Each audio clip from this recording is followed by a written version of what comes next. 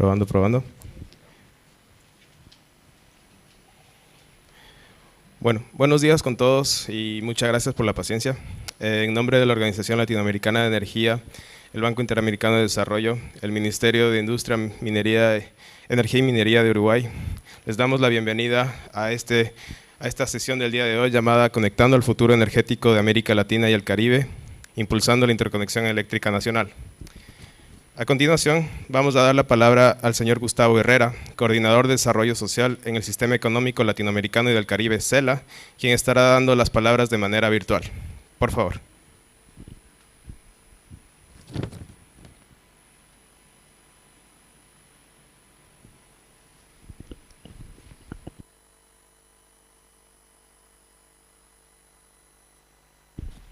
Adelante, Gustavo. Muy buenos días. Es para mí un honor brindarles unas breves palabras en representación del secretario permanente del Sistema Económico Latinoamericano y del Caribe, SELA, embajador Clarence Sendara, que infortunadamente, por causas de fuerza mayor, no pudo estar en el presente panel. Me gustaría comenzar agradeciendo el espacio que nos brindó el secretario ejecutivo de la Organización Latinoamericana de Energía, OLADE, Andrés Rebolledo, para que el SELA pueda sumarse a la 8ª Semana de la Energía, evento de gran relevancia para el mundo y en beneficio de nuestra región. Ahora bien, distinguido señor Gonzalo Guterres Reinier, secretario general de la Comunidad Andina de Naciones, apreciable señor Andrés Camacho, ministro de Minas y Energía de Colombia, estimada señora Tatiana Orellana, coordinadora ejecutiva de la Unidad de Coordinación Energética de la Secretaría General del Sistema de Integración Centroamericana, SICA, estimado señor David Álvarez, coordinador internacional de Telecomunicaciones, Interconexión Eléctrica y Comercio Electrónico de la Secretaría General de la CAN. Apreciable señor Carlos Echeverría, especialista líder en energía del Banco Interamericano de Desarrollo, BID. Estimado señor Luis Llano, gerente general de ICE Interchile. Estimados participantes, señoras y señores, agradezco su valiosa participación y les brindo la más cordial bienvenida al panel Conectando el futuro energético de América Latina y el Caribe, impulsando la interconexión eléctrica regional. Título escogido a partir de la importancia que radica la energía como bien fundamental para el desarrollo económico, aunado al hecho de tratarse de un derecho básico para todas las personas, así como para la integración regional, temática medular de nuestras organizaciones. En la actualidad, la demanda de energía en nuestra región está en constante crecimiento y se espera que continúe así en los próximos años. Una de las soluciones más importantes para satisfacer la demanda es la interconexión eléctrica, que permite a los países compartir recursos energéticos y reducir su dependencia de la generación local, la cual, como bien sabemos, puede ser limitada en algunas zonas. Positivamente, la interconexión eléctrica también puede ayudar a mejorar la estabilidad y la seguridad del suministro de energía en la región. Asimismo, puede ayudar a reducir las tensiones en las redes eléctricas, situación que puede contribuir a garantizar la disponibilidad y la calidad de la energía. Indudablemente, es que a partir de la interconexión eléctrica se permite brindar servicios energéticos a nuestros hogares, industrias y servicios, hecho fundamental para la integración a fin de promover mejores relaciones entre nuestros países. Desde el SELA, creemos que el trabajo de los distintos foros de integración regional y subregional que existen en América Latina y el Caribe son piezas claves para el crecimiento y desarrollo económico de los países que la conforman. También consideramos que es importante generar estos espacios de discusión y coordinación para promover una mejor articulación entre nosotros para evitar la duplicidad de esfuerzos y en ese sentido ser más eficientes en la construcción de la integración regional que todos estos foros están buscando. En América Latina, como sabemos, existen varias redes eléctricas nacionales que están interconectadas. Ejemplo de ellos lo encontramos en Mercosur, Chile, Argentina, SICA, pero hay un gran potencial para aumentar la interconexión entre los países de la región. Por ejemplo, la interconexión entre Brasil y Argentina ya ha demostrado ser una medida efectiva para satisfacer la demanda de energía, en ambos países. En sí, las interconexiones son un marco de relación, cooperación y coordinación entre los países que son parte de esta, y en este contexto Son países que se fortalecen mutuamente y buscarán siempre una coordinación para resolver cualquier diferencia. Las interconexiones son una forma de crecimiento conjunto a través de la cooperación y la coordinación, por lo que desde el SELA queremos apoyar los espacios de coordinación de los foros de integración regional a efecto de contribuir de manera efectiva y en conjunto para beneficio de la integración de América Latina y el Caribe. En resumen, la interconexión eléctrica es clave para satisfacer la demanda de nuestra región para reducir las emisiones de gases de efecto invernadero. En dicho contexto, resulta imprescindible que los países de la región continuemos trabajando para desarrollar y mejorar la interconexión eléctrica.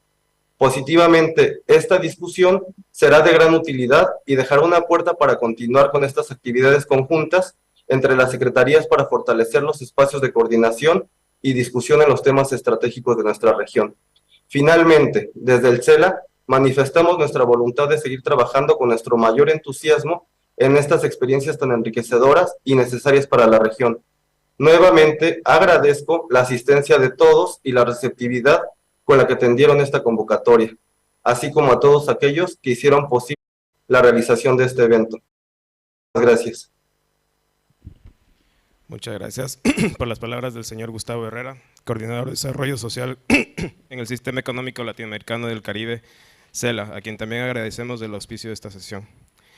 Muchas gracias y a continuación tenemos el video con el saludo por parte del embajador Gonzalo Gutiérrez, secretario general de la Comunidad Andina.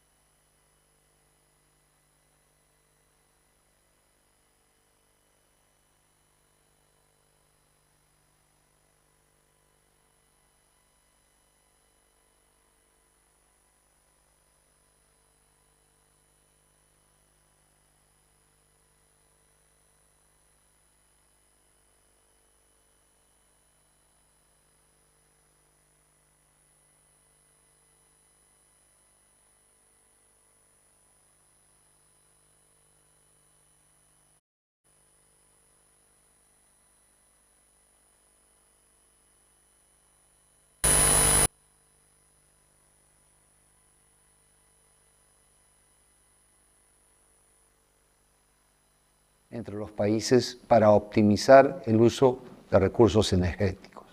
Se busca mejorar la seguridad y calidad del suministro, reducir los costos y las emisiones, así como promover el desarrollo sostenible y la atracción de inversiones.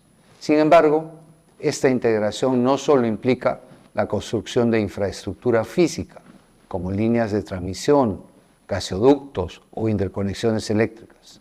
También incluye la adecuada armonización de marcos regulatorios, normativos e institucionales que faciliten el comercio y la cooperación entre los países. Por ello, desde la Comunidad Andina consideramos que la interconexión eléctrica es el camino para cumplir con el objetivo trazado en el Acuerdo de Cartagena sobre la integración física del territorio andino. Hoy, el fenómeno del Niño amenaza la provisión de energía eléctrica dentro de la región andina. Sin embargo, gracias a que la integración física existe, confiamos que con el apoyo entre países hermanos sea más sencillo superar este momento crítico en términos energéticos.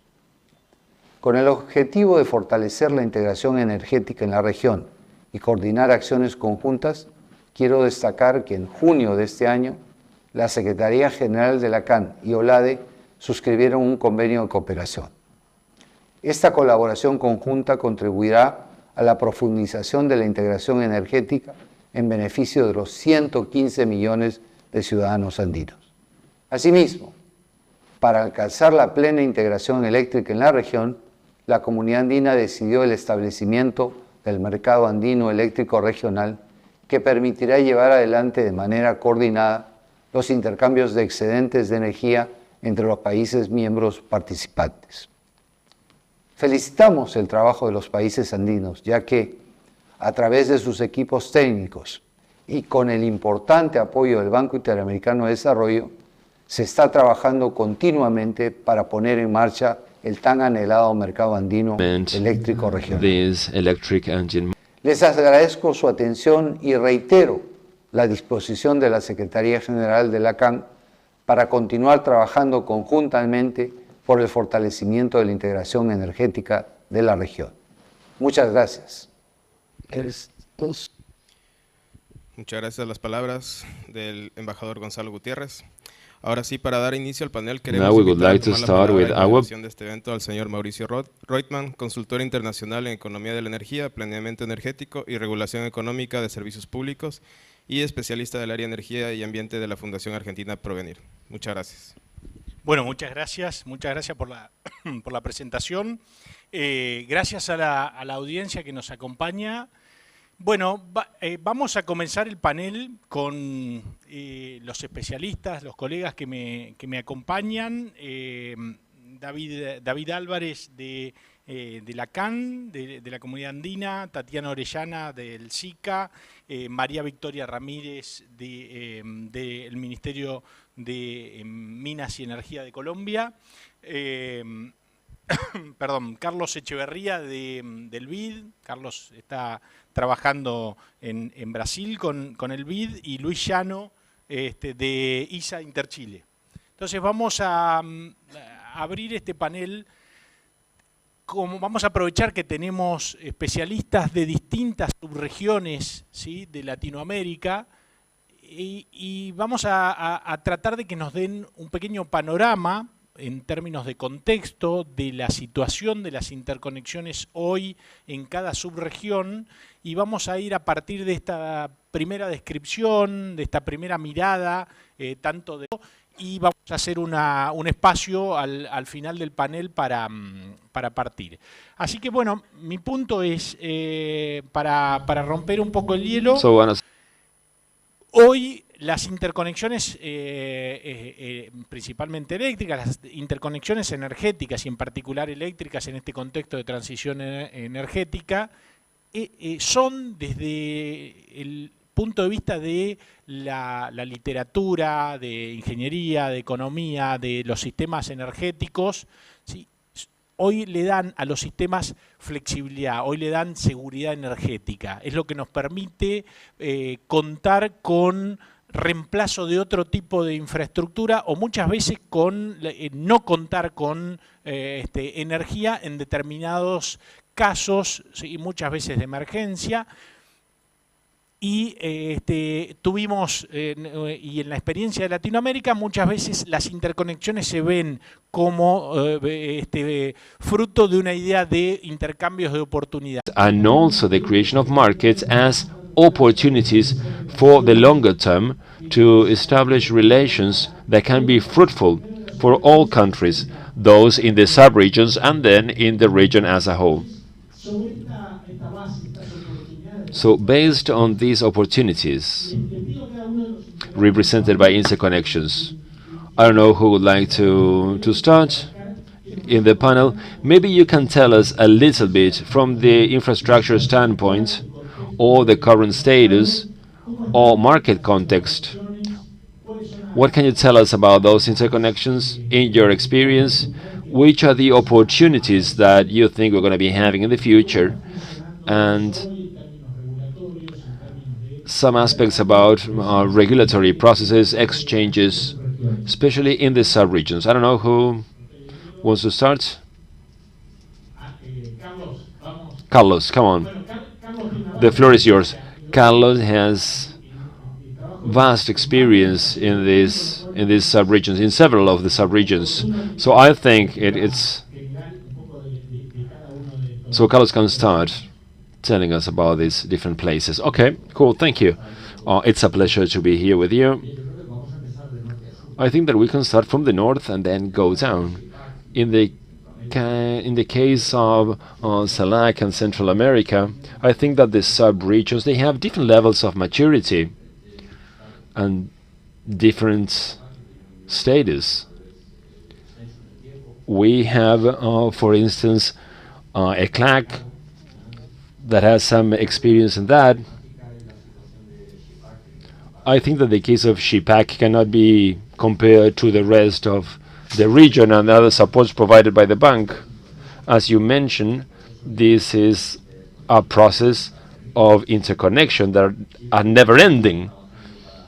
We're always working to strengthen infrastructure, to make progress in regulatory harmonization and improvements to increase those exchanges, and also to make the best use of the already existing infrastructure, because there are some problems that can be detected in these interconnection services, because the transmission infrastructure or infrastructure associated to these kind of systems, they are the foundations for the creation of markets. So as we expand these national systems, then we start running out of the capacity of those systems, and you have to invest to expand those services. The challenge that we are currently facing, and the challenge faced by SHIPAC and this interconnection system, in a system as mature as the one in SHIPAC, well, it has to do with the long-term contracts. We are trying to implement these long-term contracts. So when I was coordinating CPAC, we detected that this was not a regulatory harmonization problem. Basically, it was about coordinating the different expansion plans of the electric systems in the different countries. There were several Central American countries that were not taking into account the transmission process of the CPAC grid in time. And by doing that, the rhythm of expansion of those transmission systems couldn't keep pace to maintain that transmission levels in the region, and ended up using the exchange capacity at regional level to be used at local level. And that was a problem. Why? Because that uncertainty about the transmission capacity for the future and the flows that could be exchanged prevented them from having long-term contracts. Because of that uncertainty, there was no stakeholder or actor willing to sign long-term contracts, because basically they didn't know whether that capacity would allow them to carry out and implement those exchanges. So at the time then, we focus on one of those challenges to see what kind of mechanism we can put in place to guarantee that transmission capacity of the CPAC line in time. And one of the measures that we implemented was to strengthen the planning programs of the different countries in order to harmonize those planning systems for the expansion of the systems, and try to, in a way, to adjust growth, since the bank is also providing funding for infrastructure improvement. We gave priority to those funding the expansion of the national extension plans in order to mitigate the risk of that capacity or that demand at national level could limit, in a way, the transfer capacity, and by doing that, being a barrier to long-term contracts. I could expand on this, but I would like now to move on to SINEA, and that the impact is quite lower. The bank has been providing support to all the regulatory aspects of the markets, as the secretary here was mentioning, to work on the Andean energy markets, and it has been fundamental to work together with LACAN. As you know, in Central America, we have regional institutions that are in charge of sectoral policies, being operators at regional markets in Central America. We also have the regional regulator, but in the case of CAN, we don't have supra-regional organizations that are in charge of coordinating the regional market. Right now, countries have decided, because the IGB provides support but does not make any decision about that. So countries have decided, in the case of the operator, to choose an operator from the member states of LACAN, and the regional operator was supposed to be one of the national operators, and that operation of the system, a regional, in time it would rotate from one to the other. So we also provide support to the feasibility studies of the interconnection system between the countries. In fact, I worked for CINIAN in 2011, and now in 2019, we ended up with the feasibility studies for the interconnections between the different member states in Guinea, and now we have a challenge of interconnection between Ecuador and Peru. And we are, from the bank, we are providing support during this period, 2012-2019. As a development bank, we have provided funding for the interconnection process for Ecuador. And regarding Peru, they have just opened a bid for a concession contract, and that was finished in October. And according to the schedule that we have, we believe that in the next 3-5 years, we are going to be having the interconnection infrastructure in operation between these two countries. And now, if we think about the south, that is something completely different when it comes to maturity as a regional market. We have a lot of interconnections and exchange infrastructure at bilateral level between the countries, but in the case of CIESUR, we're working on the analysis of countries in transit so that those exchanges are not exclusively between two countries, but that they can also include more countries. And we're working in order to optimize and detect harmonization elements and technical operation elements to be included in that harmonization so that we can increase existing exchanges between the infrastructure of these countries. According to our calculations, there's a lot of interconnection infrastructure between the CIESUR countries that do not reach the flows. These flows don't reach not even the 30% of the exchange capacity. And the opposite happens in some lines, but some of them are not optimized, and we're making efforts to identify those elements preventing these flows to take place between the countries and to optimize that infrastructure capacity that they currently have. And that would be it. Carlos. Thank you, Carlos, for this overview you gave us. Tatiana, I don't know if you want to tell us a little bit more specific regarding SICA. Maybe you can also give us a more specific overview of SICA, and at the same time, we can continue with your intervention. Good morning. Thank you for this opportunity for being here. And I'm representing SICA. I don't know if all of you know SICA, but I would like to tell you a little bit about this. I would like to thank Carlos for your excellent introduction. Actually, we are the Central American Integration System. We are the general framework that begins with the integration of many topics in all of the sectors, so to say. And we do feel very happy that we have advanced, and the energy topic, and also in electricity, this is something that we can see, this CIPAC line. This is a specific example, concrete example, but there are many things. So I can tell you from the Secretary General that we feel proud.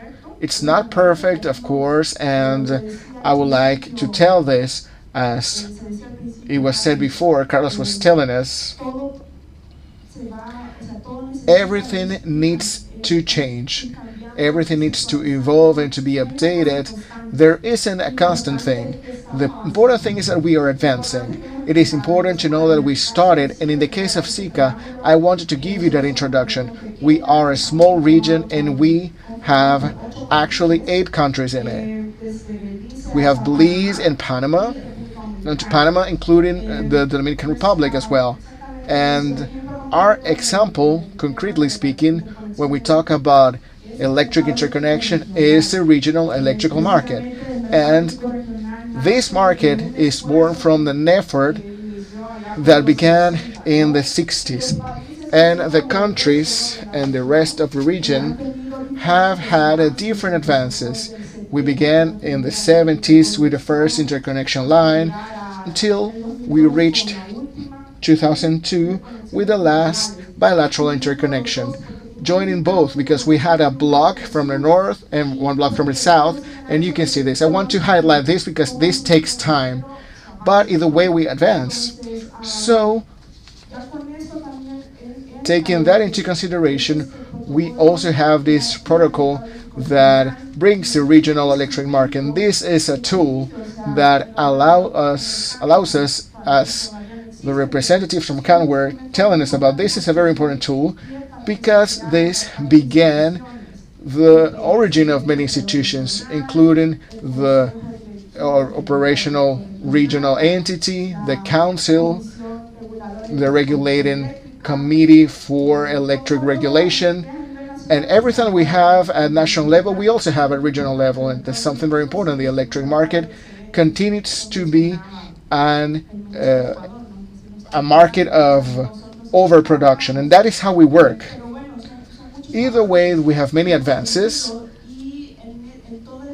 and in the framework, this institutional regulatory framework, we have been able to advance with this framework agreement, a first protocol, a second protocol, and we are working on a third one as well. We are discussing the harmonization. This is something that is in the regulations, and something I can tell you from my experience is that all of us want that, but we cannot do that. So this is a recommendation that I can give you. At least we should have minimum requirements. What do countries do? Well, countries tell me that what the best is for every one of us might be regulation. Maybe my regulation is better in this aspect compared to the region, so I'm going to take mine. But when they are in the region and when the regional one is better, when we're talking about operational aspects that are more demanding criteria, then these are used. So regarding harmonization, of course, everything should be harmonized because I worked in international cooperation, and this is a topic I have been working for a long time, but I also realized that we need to at least establish minimum conditions. We have all of this interconnection that is called CEPAC.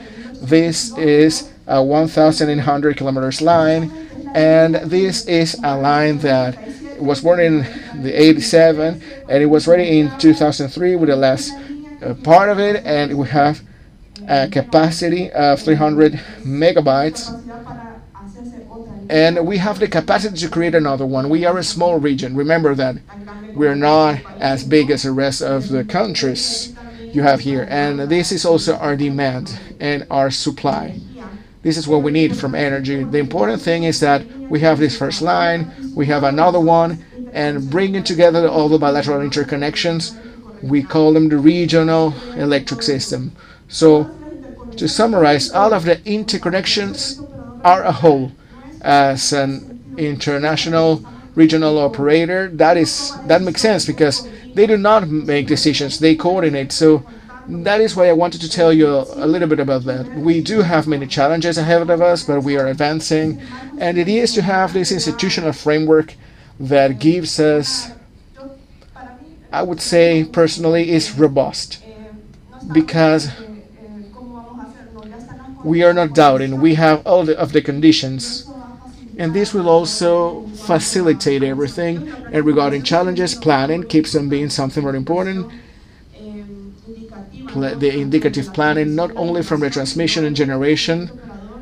We have an award, we have this mandate at an operational level, but we have also seen that we do not have this tight relation with the coordination at national level. So till last year, the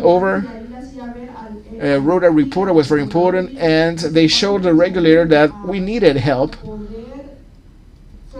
to be able to strengthen the regulation, because I forgot to mention that, but beyond a protocol and an agreement, we do have a regulation that apply to the national level in the technical point of view, and we say that I need you to pay attention to this, because if we do not have this this link, we cannot proceed. So that is what we're working on in that planning section. This is a mandate.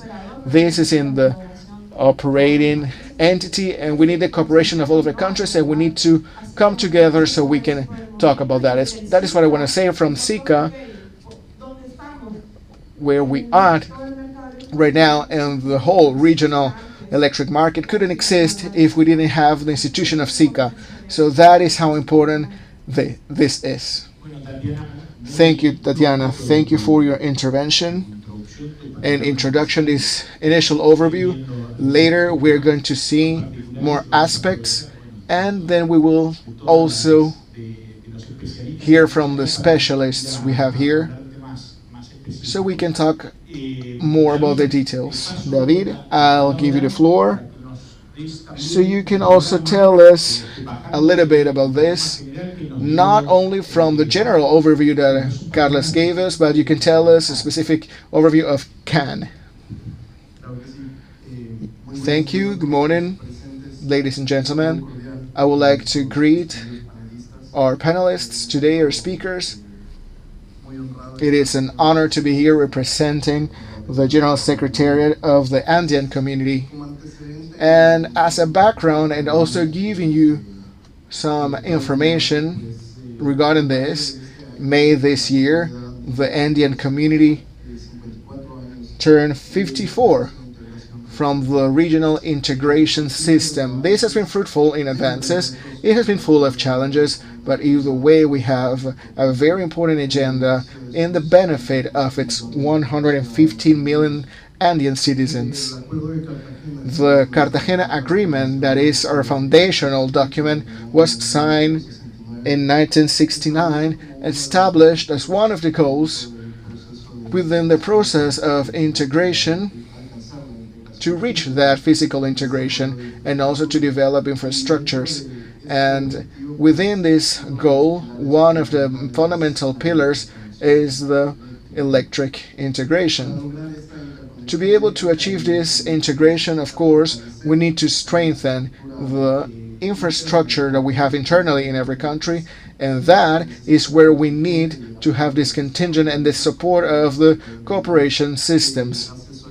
They can advise us technically, and of course, with the financing we need to be able to carry out and create the infrastructure we need. From the point of view of the organization at supranational level, that is the General Secretariat of the Andean Community, we do support directly and intensely all of the efforts to complete this integration as such.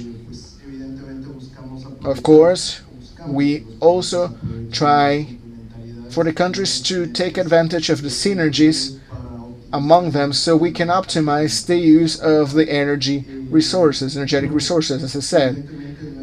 Of course, this is not only a thing of building physical infrastructure or lines to interconnect, but we also need to build regulations that also include the needs of the participating countries within this general framework of interconnection at electric level.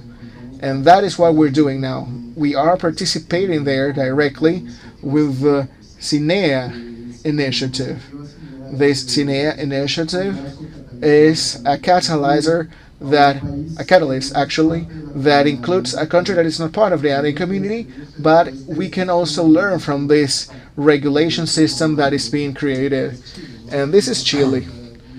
Within the SINEA initiative, we will have the Andean countries that initially, I should have mentioned, we have Bolivia, Colombia, Ecuador, and Peru within the Andean Community. And then we also include Chile to be able to work around the SINEA initiative. The process has been long and interesting. Among all of the concrete steps, I would like to tell you that in 2017, we could also reach a very interesting milestone for the Andean region.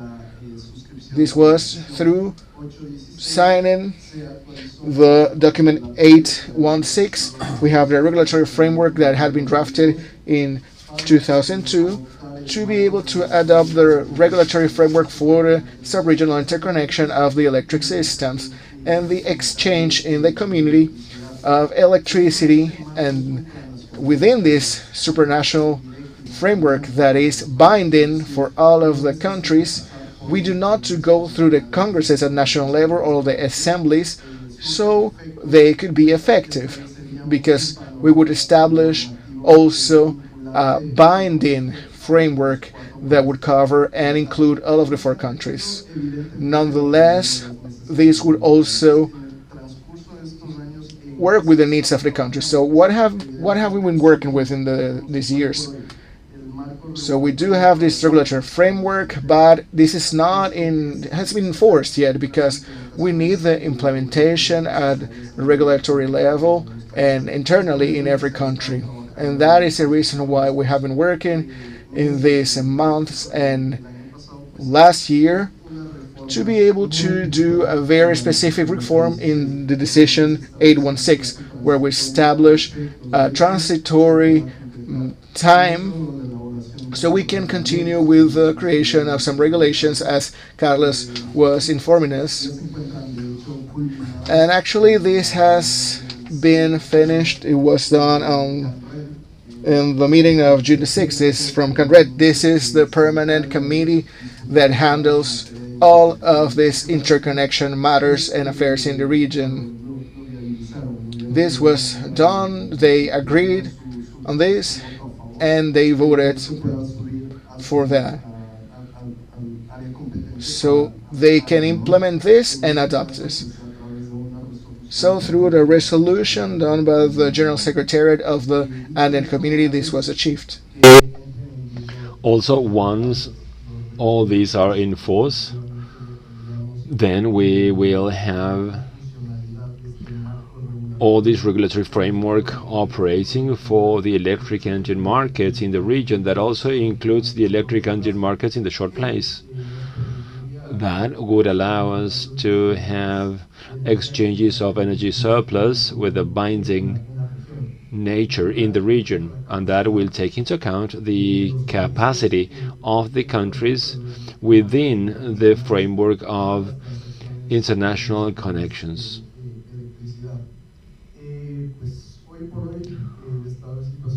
That is the situation nowadays, and we would need to have a meeting for the Indian Community Commission, since they have the powers to implement the necessary reform and to implement the 8.16 reform, so that then we can implement all the powers and having a resolution adopting these regulations within the requirements of all these administrative processes. And by doing that, we would be fulfilling the requirements of these milestones, so that we can start and finish implementing this regional agreement regarding electric interconnection. Thank you very much, David, for your overview.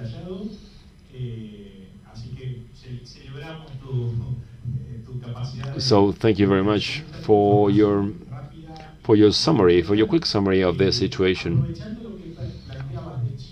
Since you mentioned the situation in Chile and Colombia and the fact that they are members of CAN,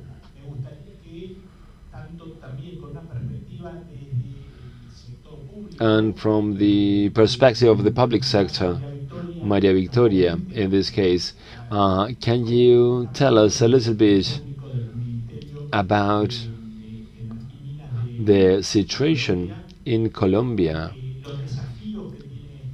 and what do you see are the challenges of these interconnections?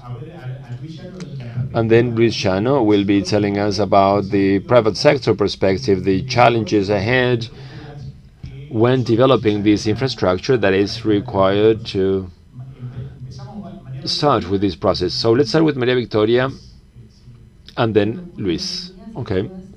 Thank you very much. Good morning, everyone. It's a pleasure to be here today on behalf of the Ministry of Mines and Energy. on behalf of the minister, because he was supposed to be in this panel, but he couldn't make it, our Minister Andrés Camacho greets you all.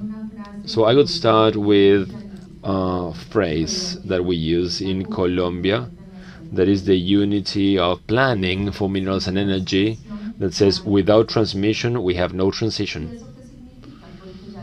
And what's the meaning of that? Well, probably many of the experts that are here today, that means that if we don't make any progress in investment and in the building of the transmission infrastructure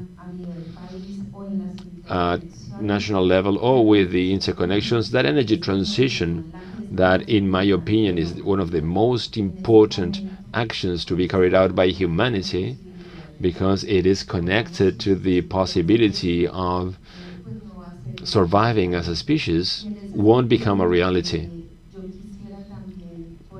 And in that sense, I would like to also share a message of our president, Pedro, a message that he has shared in several international forums, is that America should be interconnected from the energy standpoint, and that could be the possibility to be the continent to carry out the energy transition in the most accelerated way. Because we do have the natural resources to do so, and we also have the energy resources required. More specifically, Colombia has just finished a process of documents that are called the Diagnosis for Energy Transition and the Roadmap for Energy Transition. And in that roadmap, we have analyzed the different sub-regional potentials, how Colombia is mapped depending on the natural energy, the energy resources that it has. And when it comes to interconnection, we have two interconnections. We have one with Venezuela that, because of political reasons, is not operating right now. I can give you my technical opinion about this, but it would be very important that the whole continent could be interconnected, and we need to restart these connections with our neighbors. We do have an interconnection with Ecuador that is in operation, and I would like to expand about that, because right now the weather organization in Colombia has just said that we are in the middle of the El Niño phenomenon, and in the last weeks in Ecuador they are having some difficulties in order to satisfy demand, energy demand. And thanks to this interconnection and the agreements that we have, Colombia will be able to export energy. In many occasions it was the other way around, but now our two presidents sat down and agreed on an energy volume to be transmitted, to be used in Ecuador. Thing is that Colombia and Ecuador complement each other when it comes to El Niño. So when there are droughts in Colombia, probably in Ecuador they have a lot of rainfall, and the other way around. And that allows us that if we have an interconnection, apart from being useful for the trade standpoint, also provides the opportunity of facing these climate challenges that will be increasing in the future. Because we have a report that this El Niño this year is an atypical phenomenon this year. It's going to be way worse than the one that we had in 2015, so we need to have some joint planning so that we can face this phenomenon, and we need to be ready for that. I would also like to tell you that the interconnection that we're going to have in the future, and we expect it to have an interconnection with Panama. We have been planning this for decades. Here, my colleague in the panel knows a lot about that interconnection history, and was started in the private sector between a Colombian and a Panamanian companies. We have made a lot of progress, and now we are about to reach an agreement CREG is the committee that is regulating energy and gas in Colombia, and we are implementing changes so that we need to know that interconnection has many sides to it. You have political decisions, and that may change with the different presidents, and those political definitions are very important here. Institutional strengthening is also important, and that these regulatory bodies should be aligned with what is required for the interconnection and for the energy transition for the whole continent. We have made progress in that area, and there's one side to it that we don't analyze that much, that is the interconnection with Panama. Today, the barrier that we have, there are communities that are against the building of that transmission line. It's not about resources, it's not about political decision, but basically it's an issue with the local communities. And in Colombia, we have some experience in that, not only with the interconnection, and now it's Panama's turn to solve that issue. I think there are a Cuna community. We have vast experience in this because our energy transition that started on the coast in the Guajira department, they have had some difficulties related to transmission, to build the transmission infrastructure, that is the line that gets all the renewable energy produced in the north and take it to the interior of the country. And we've had some difficulties with communities. I'm not talking about who is to blame about this, because there's a historic debt with these communities. Because it happened with coal, it happened with transmission lines, and we had nothing of that. This transition is with us, or it won't happen. And I think that we need to listen to them and try to find a way of implementing these transmission infrastructure projects in a way that we make it a fair energy transition.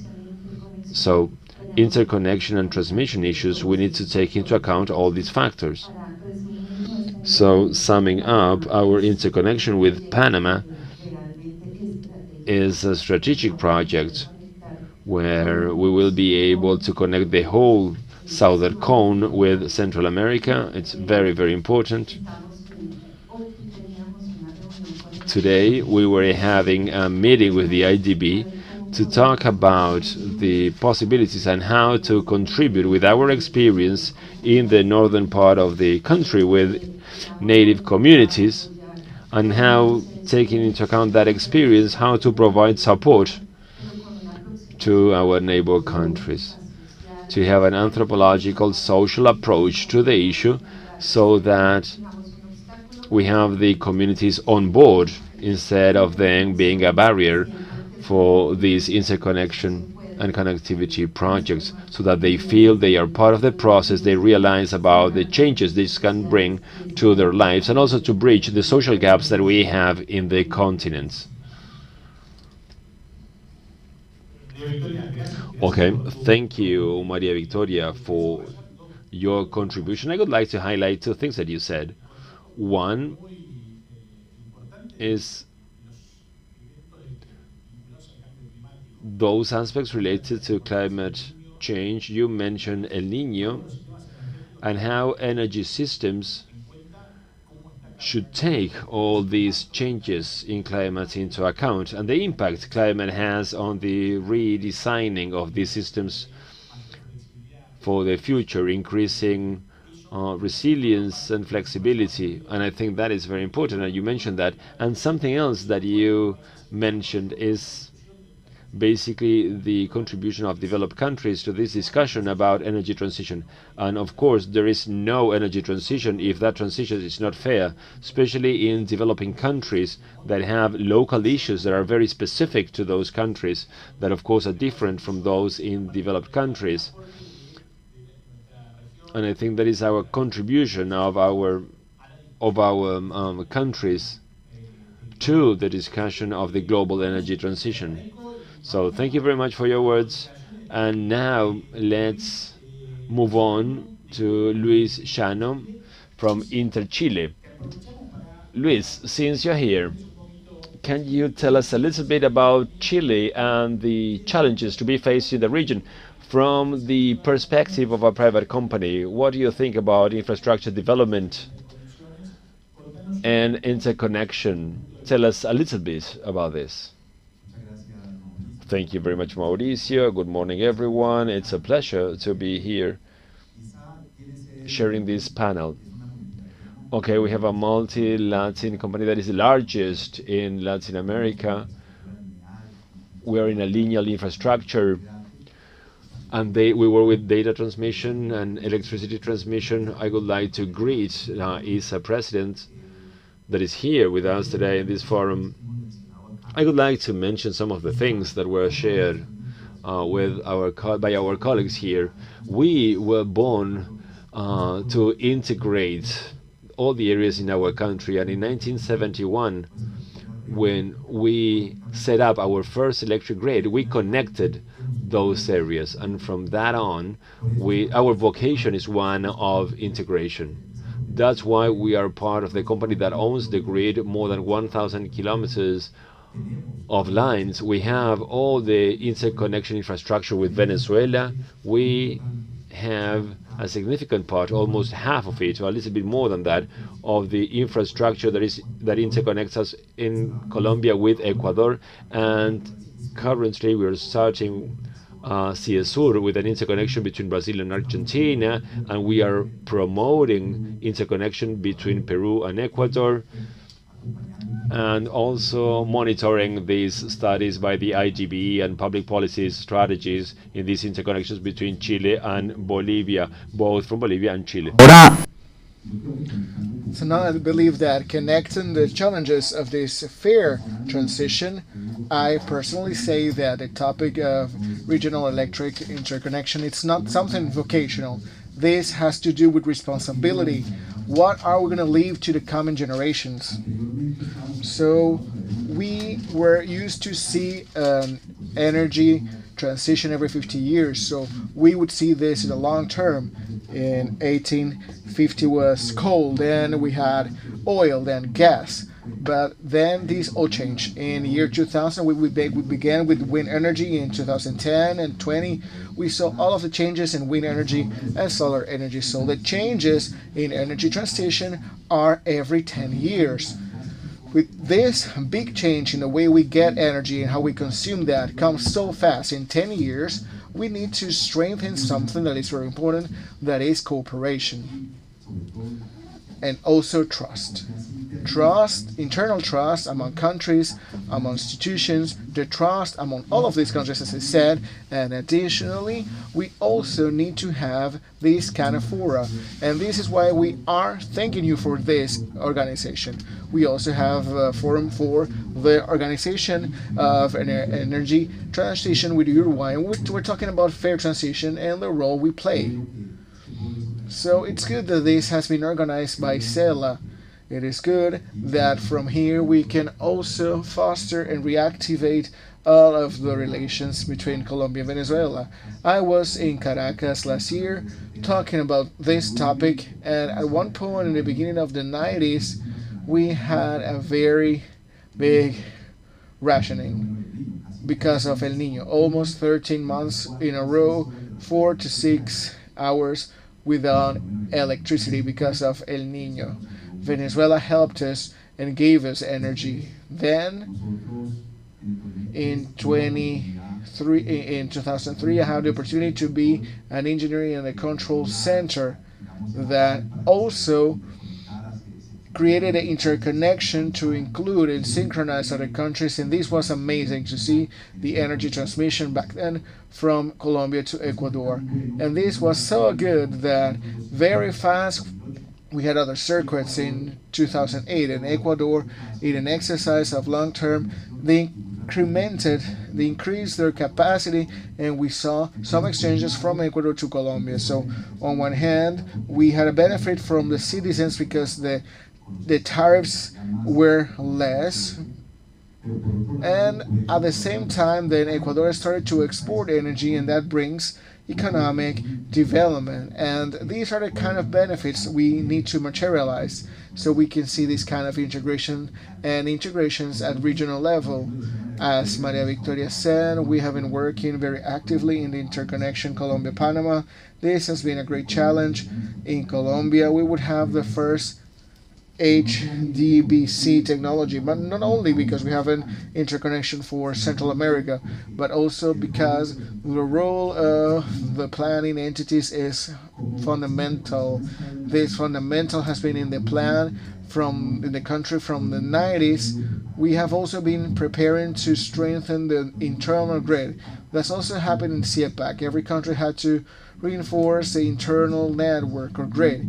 So we made important decisions to create 500,000 volt ring. So when the integration comes, it could be a reality in the amount of transactions we would have. And now we expect from 2026 to 2027 to have this as a reality. The projects, Mauricio, as you were asking us, and everything that has meant the development and the fostering of all of this, we have found many of the challenges that have been mentioned here before. We have the permits. We believe that everything regarding permits, not only the permits at environmental level, but also permits to do what we have said, have this social license, are aspects that are very dynamic. These aspects need to be worked on permanently, and we need to work very closely with this, strengthening that trust we were talking about before, so everything flows. Sometimes we have legitimate oppositions, and we need to understand sometimes the oppositions have no reasons to be. We cannot find any logic beyond some particular interests, and I believe that the role of the state plays an important role in accompanying these processes and giving tools that allow us to solve this so the projects advance. Of course, we have some other challenges as regulation changes. We have changes that are very relevant because of climate change and social changes that happen, those realities in the countries. Nonetheless, as the OECD says, having analysis of these regulation changes is important because all of these regulation changes, even without realizing, are affecting the business case of an investment that has been already compromised, but has been agreed on 4 years ago, but is being built now. So you come with a regulation change regarding environment, and this puts at risk the feasibility of this business case. So even if these changes are necessary, it is important for the role of the state to equalize and to have a stability at the legal level. These are projects that sometimes take decades, from 5 to 10 years, and in 10 years everything might change. This is a change of ages, as we have said before. This is one of the topics. There are many other things, not only to speak about the things we already know about, but we would like to talk about a very big challenge in this sector. We're talking about the future, the energetic future of the energy, that is the availability of talent. We need to have a working access on this so we can overcome altogether this next generation of technical specialists in these electric topics. That is what I wanted to say. Thank you, Mauricio. Thank you, Luis. Thank you for your considerations. They are very timely. This is a different perspective from the private point of view that needs to carry out these projects, and we have had a very general point of view, and maybe we can also have some Q&A, very specific questions with the 2-minute answers so we can optimize the time we have left. A while ago, before the panel, we were talking about the SELA representative, and we have here an update of the situation, the current situation and the challenges in the regions of some countries especially. How do you see in the future? How can we achieve as a region the integration of all of these sub-regional advances into an advanced at regional level? How can we have this idea of stepping forward regional level without seeing the sub-region where most of the countries are concentrated? Victoria was saying that they were trying to advance together with aligning with Panama, and there I see an interesting perspective for all of the southern part of the region. So to see how we are integrated with Central America, and how do you see that? And I would like to ask you for a 2-minute answer so we can have multiple opinions on this final section. How are you driven about this? What is the challenge of this integration at regional level beyond sub-regional? Carlos? I'm talking about the vision we can have as a bank right now. We start all of the transition processes when the bank in the year 59 was created, and we started with the binational connections because of the complexity of these processes. On the construction of this and the trust, the articulation of stakeholders, we created this process of interconnection at binational level. We created and we have created processes of interconnection of initiatives at sub-regional level on which the bank has been working on, and also supporting technically and financially. And parallel to this, we are also working, I think a couple of years ago we published something called the Grid of the Future, and the vision was that from Mexico to the southern part till Argentina, we have electrons circulating without any problem, optimizing the regional resources that every country has. With this wish, we have been working, as I said before, all of the experience in the bank and the subsystems have a lot of lessons learned and many positive aspects we can share with other sub-regional perspectives that do not advance the same. So we have yearly meetings of the subsystems where we also invite the organizations in politics, and we also invite oftentimes for the participation of representatives of other initiatives from the bank based on the discussions that we see in that moment on this regional level, so they can also tell us about the lessons learned and the good practices we have detected in the advance we have seen in the consolidation of the different subsystems. I believe this is key. And if you may, I would like to highlight some of the things the rest of the colleagues have talked. This social license we have been talking about.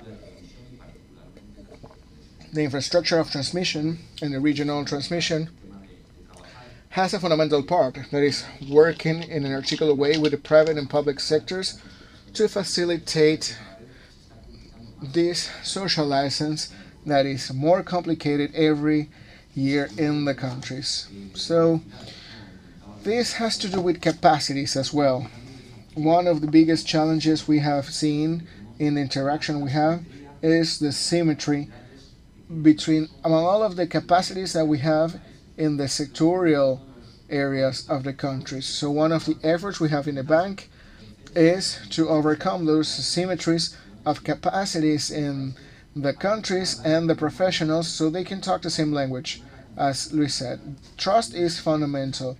If we see this asymmetry of capacities, the delegation of or the institution has fewer capacities, does not see that the decision making is working. So capacities for me are very important. We also need to acknowledge the roles of the sub-regional institutions at regional level.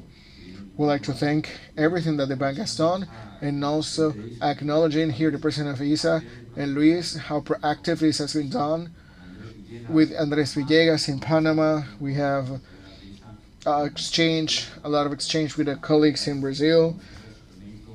And we'll also like to acknowledge your effort as a private company with the public sector and everything we have been done for integration. Thank you, Carlos. And I would like to highlight in this event the OLADE and the activities we have been doing until now, and also especially in the last years and the deepening of trying to advance and trying to research, trying to make information available, create events where we can nurture from these exchanges that I believe they are very useful for the coordination and to try to reach common goals. Maria Victoria, you have the floor. It's more important what you have to say. I believe that in the future, what I see is that all stakeholders who are here and many people who are not here can also foster the idea that no matter what the political, ideological differences are, when we are interconnected, there cannot be no reason to stop the interconnection. This has to do with responsibility with all of the citizens of the region. I believe we will have to do great efforts so we can revive the interconnections we have and we keep on working to create new ones. In line with what our colleague from the panel from ISA was saying, it is very important to have a great effort so we can also train and educate technical staff and engineers, because we have seen a great deficit not only in Colombia, this is a global problem, on how we're going to have a transition if we do not have a human capacity that has been educated to do so. And I would like to tell you, Anand, something important. In a launch from IDB regarding the wording of gender-focused initiatives, we have women who are also beginning in work that was not normally done for women. And I can remember when we went to visit with a minister, all of the structures on first collecting tower, that is the transmission line that will take out the energy that's going to be produced in the north part of the country. They told us that they had a deficit of line workers for the transmission lines, and we have implemented a program that is very interesting of women line workers, because the technical staff that are trained are very well sought and are taken from Colombia to other countries because of their salaries. But if we train women, it's possible that they do not have this mobility because they have family. I believe this is interesting, and it's also given the perspective of gender, and if we are able to have educational programs at universities that work with women, we will also bridge the gap that we have been able to do so. We have never been more than 10% in the sector. This is also an invitation to do so. So in this forum, we could also talk about these aspects that aren't so technical, but that are part and essence of the transformation we want to carry out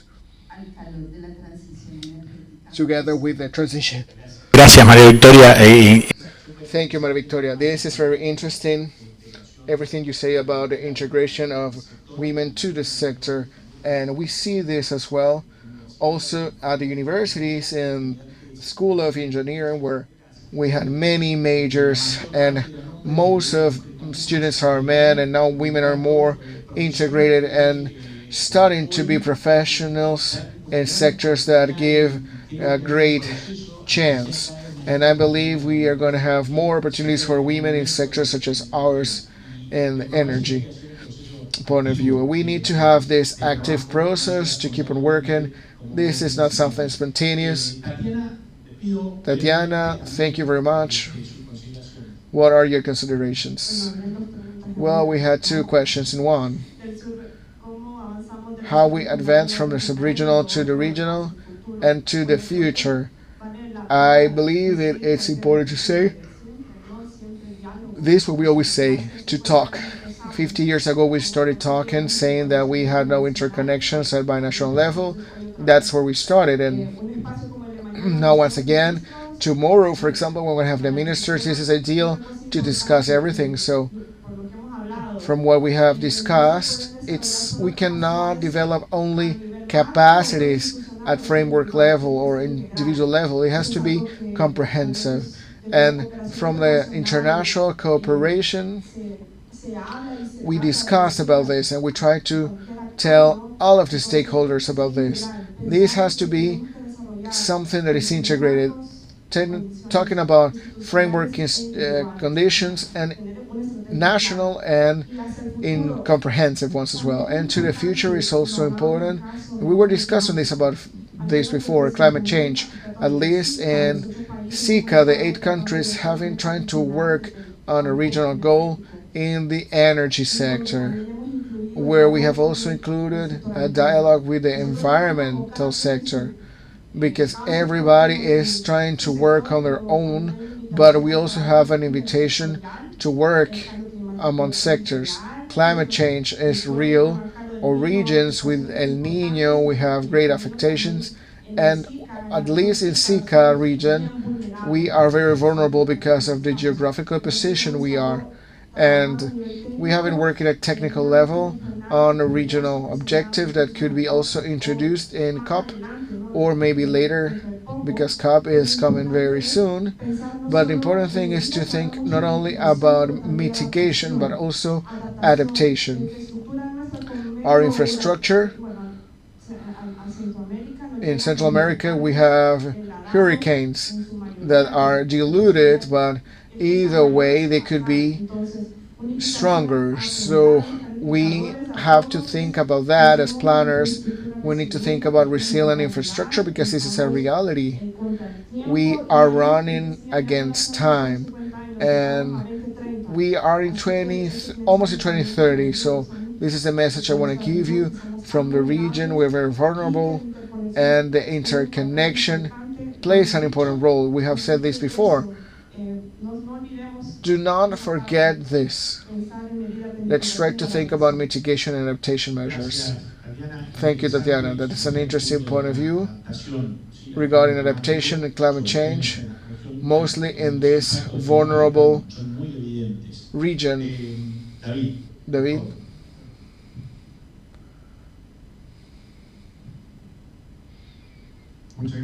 Thank you. I initially believe that it's important to acknowledge and to congratulate OLADE and CINEA for organizing this discussion place. Bring together cooperating organizations, public organizations, regional organizations, and the private initiatives to discuss under the same focus. This is very nurturing for the sector to recognize where we are and where we want to head to. So we can also talk about how to advance together, jointly. This is a very interesting question. From the point of view of the Andean community, reaching the goal of physical interconnections through electric and energy integration is a basic thing. We want to support all the initiatives that have been created with time, such as the CINEA initiative. Acknowledging how the rest of initiatives in the region have advanced, it's also very important. To be able to reach this interconnection, we need to learn from the focus of the rest of the initiatives, and without any doubt, we need to modify and to give the regulatory feedback that we need. Also acknowledging the challenges we have in terms of natural disasters such as El Niño. This has been already mentioned.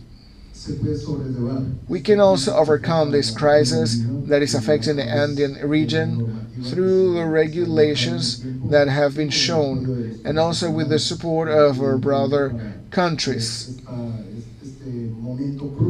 So this is a very complicated moment that we're facing in the region. The idea is to go through it in a less harsh way.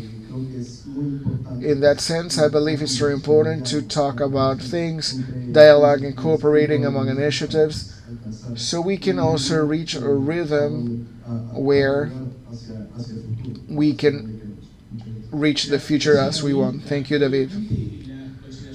And Luis, and then we will open to the floor because we don't have time. The purpose of AISE are the connections we inspired. The line workers program has been inspiring. We are part of this, and this has brought great satisfaction. I have to resume with the adaptation topic, as you said, Tatiana. We would like to tell you that adaptation has two sides. How can we do this more resilient to climate change? And of course, the integration, it helps a lot. In a heat wave in Brazil a couple of years ago, the temperature was so high that 15 equipments exploded in 2 days from 4 companies. From ours, we're only 2.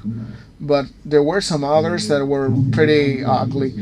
We had changes of rivers in Bolivia. We had to create variants and reinforcements. There is a part of the adaptation infrastructure in climate change that we can observe from the natural risk of the business, but there are some others that are complicated to deal with because they can have a great impact.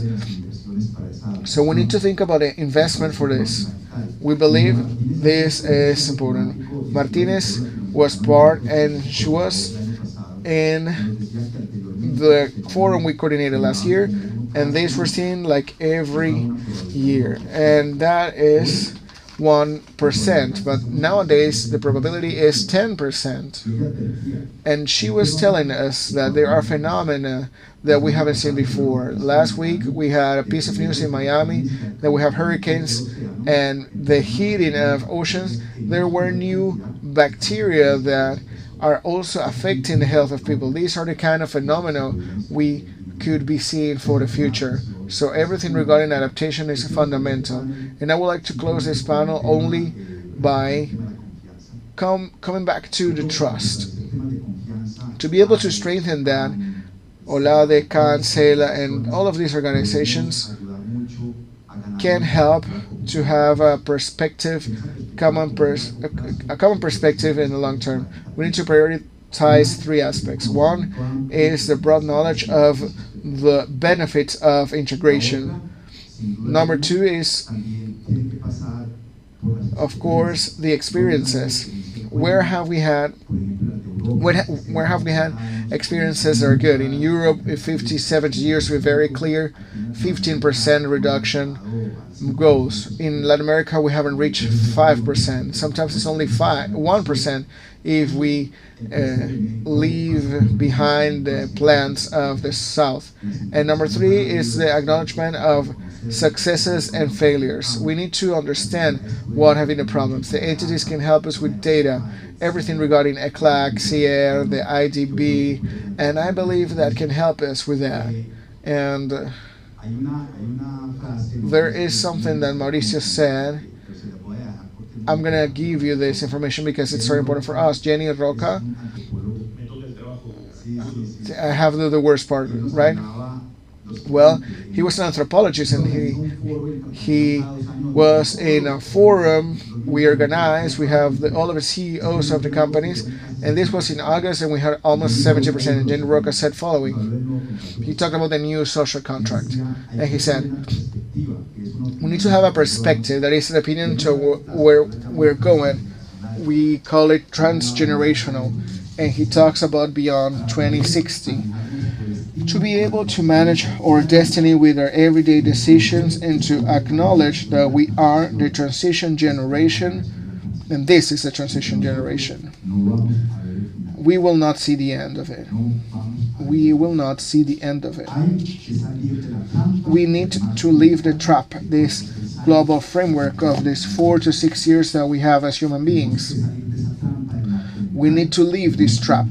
We need to imagine decades. We need to understand that we are making decisions that are going to impact coming generations in the society, and that is why integration has nothing to do with vocation, has to do with responsibility with the coming generations and what we're going to leave them. We are risking the future of the next century. That's what I wanted to say. Thank you, Luis. It was very inspiring, and we only have a few minutes. Very, very short questions, concrete questions to the panel.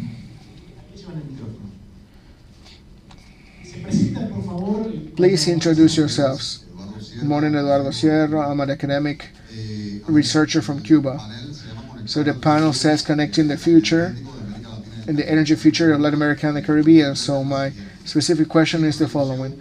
What is the projection of the regional organizations in this integration of the grid for the island countries of the Caribbean that will be the most affected by climate change?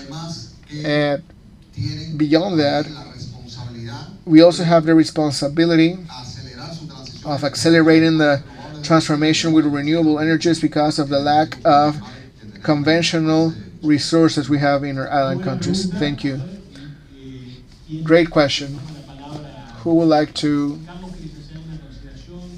tell us a little bit about this? From the point of view of the bank, we have worked with CARICOM and the rest of the institutions in the Caribbean to be able to promote the island integration depending on the natural resources that every island has. We are analyzing an energy mix and trying to look for technological solutions first at local level and at the same time at regional level to see the possibility of having products of these electric integrations. But we're also researching on other ways to help the countries in this transition based on the natural resources we have. This is the strategy and the vision of the bank regarding the energy integration of the island countries in the Caribbean. Maria Victoria? And then we have time for another question. Colombia had the experience of a hurricane that destroyed the Providencia Island and part of San Andres. They're part of our archipelago. And the way out was the investment in photovoltaic energy. We are working with Ecopetrol. This is our fuel company, and we are investing in a solar park to give energy to the island. We know it's not enough. We need to keep on exploring, but since the technology that is installed the fastest is what we know about also, this is what we did. We did this investment with the ministry and Ecopetrol, and I believe this could be a first approach on how to give the energy to the island territories. Any other question?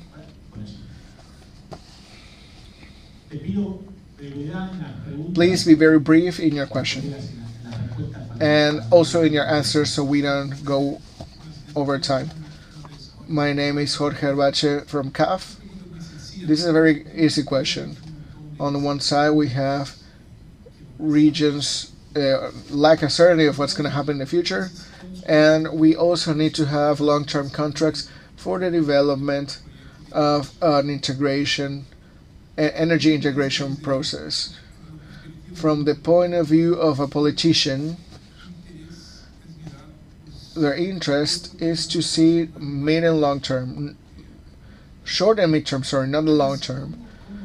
How can we manage this? What are the devices in the legal point of view are there that can protect the development of an integrated system with a long-term perspective, but also respect the national interest with the short and mid-term point of view? Everything related to uncertainties that we have mentioned before. Well, I would like to tell you a little bit about the experience I have seen in Argentina and in Latin America regarding what you said.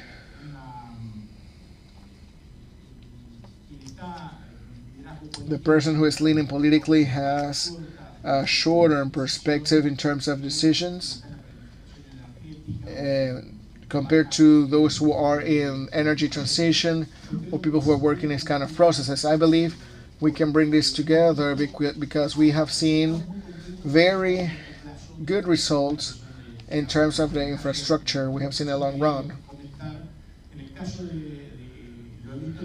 I have seen this in the case of Argentina and Brazil, where there is no strong institutionality in the sub-region. Carlos was telling us today that the relative maturity, when we compare that to CPAC, if it's in the southern region, it's less, and we have a very pragmatic coordination, but the exchanges have helped to solve complicated situations from the point of view of the political process, are relevant to avoid problems, to avoid interruptions in the services, and lack of mobility.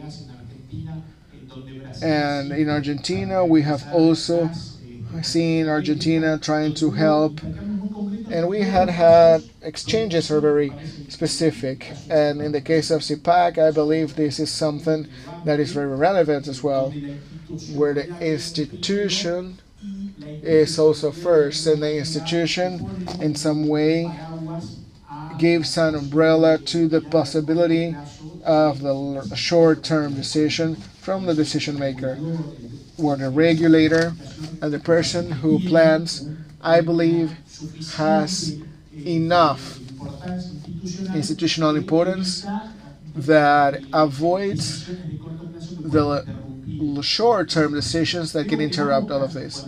In both cases, when we have all of this institutionality and where there's not, when there are short-term decisions that can be made from the sector, in both cases, as I said, the infrastructure of interconnection brings solutions, and I don't see any incentives to stop all of this. I believe that in Latin America we understand this is a solution for the short and the long term. So that is something to say. I would also like to resume something that you said regarding the binding agreements. Normally, we find a will, we find a commitment from the governments to foster the projects, but sometimes priorities change because there are complicated situations, changes in administrations because we have a hurricane, and sometimes it's very difficult to be able to advance in these processes that are longer than 4 or 6 years, only through agreements, high-level agreements. We want to have binding agreements. Cannes has been a good example for this. Through these binding agreements, we can also solve these differences also in these difficult situations we may see.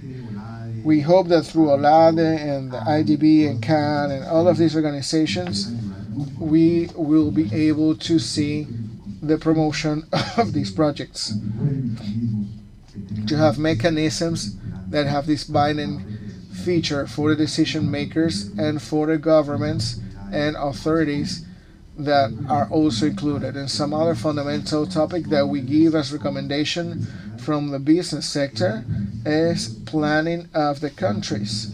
In the planning of the countries, we hope that these interconnections are also considered, that we have this motivation, this impulse, and when we have this planning, everything starts to be found, all of the mechanisms to make it sustainable in time. Thank you, Luis. Well, we don't have any more time. Luis was telling me the time was over. We need to finish, and I would like to thank all of the people who have been here in this panel, FEDA, IDB, OLADE, the ministry, the local ministry in Uruguay, that is also our host. And I would like to thank you for your participation. And I believe that in this case, and how Latin Americans are united by sport, and in many countries, and very often we have soccer. Also, my daughters play soccer.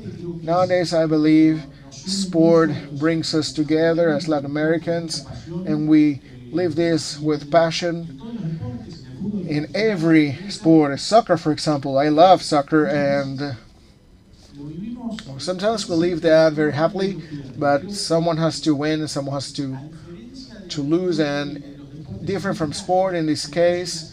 In the case of the interconnections at regional, international level, we are in a place where everybody can win. It's a win-win situation.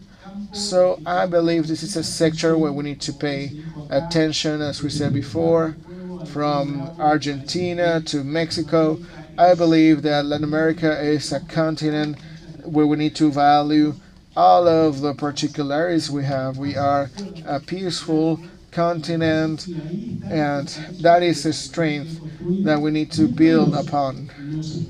Seeing the examples that we have in the subregions and some other opinions as well, but I believe that we are advancing, and this advance will be deeper. I would like to thank you once again, Carlos, Maria Victoria, Tatiana, David, and Luis. I would like to thank all of you for being here, and I hope you learned, and we will keep on talking during the coffee break. Thank you.